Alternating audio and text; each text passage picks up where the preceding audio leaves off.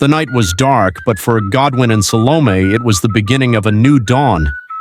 With nothing but the clothes on their backs and hearts full of determination, they walked away from Kotaho, their footprints swallowed by the wind. The world beyond their village was unknown, yet they clung to each other, believing that love would guide their steps. They had no clear destination, only the burning desire to be together. Their journey took them through dense forests, across narrow footpaths and into villages where no one knew their names.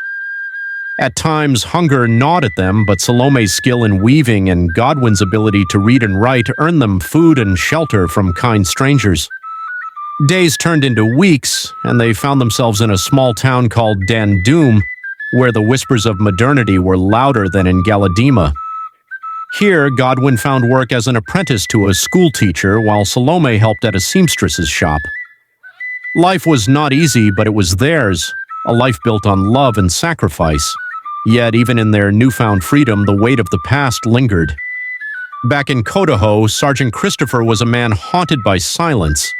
The absence of Godwin filled the house with an emptiness he could not escape. He had raised his son with discipline, taught him the ways of strength and wisdom, yet now he was gone. Regret was a foreign feeling to the sergeant, but in the quiet of the night, it crept into his heart. He had believed that love was a weakness, but perhaps he had been wrong. Perhaps love was the very thing that made a man strong. Determined to make amends, he sent out word to neighboring villages, hoping to find his son. He visited Ahmed, Caleb, and Paul, demanding to know where Godwin had gone, but they had no answers. Then one day, a traveler from Dandum brought news. A young man with a sharp mind and a girl with bright eyes were making a life for themselves there. The moment Sergeant Christopher heard it, he knew.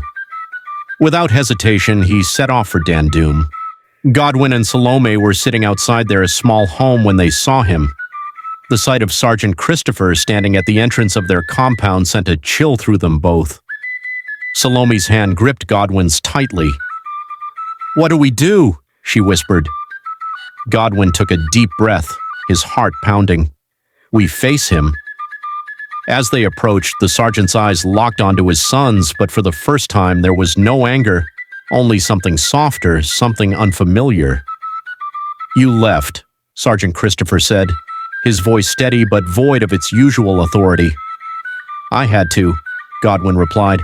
"I had to live my own life." A long silence stretched between them before the sergeant finally nodded. "And have you found what you were looking for?"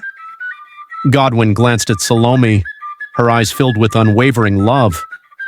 Then he turned back to his father. "Yes." Another silence.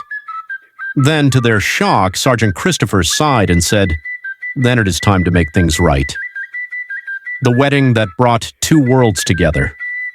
Weeks later, under the golden glow of the setting sun, the village of Kotaho gathered for a wedding that would be remembered for generations. Godwin and Salome stood before the elders, their hands intertwined, as blessings were poured upon them. Tina, Regina, and Beatrice stood proudly beside their friend, their eyes shining with happiness. Caleb and Paul cheered as Godwin and Salome exchanged vows. Even Ahmed, humbled by time and reflection, offered his congratulations. But the greatest moment came when Sergeant Christopher, the man who once saw love as a weakness, placed his hand on his son's shoulder and said, "You are strong, Godwin, not because of your mind, but because of your heart." Godwin smiled, his heart full. He turned to Salome, his wife, his love, his greatest choice. And as he held her close, he whispered the words that had always been true. "The best part of me is you.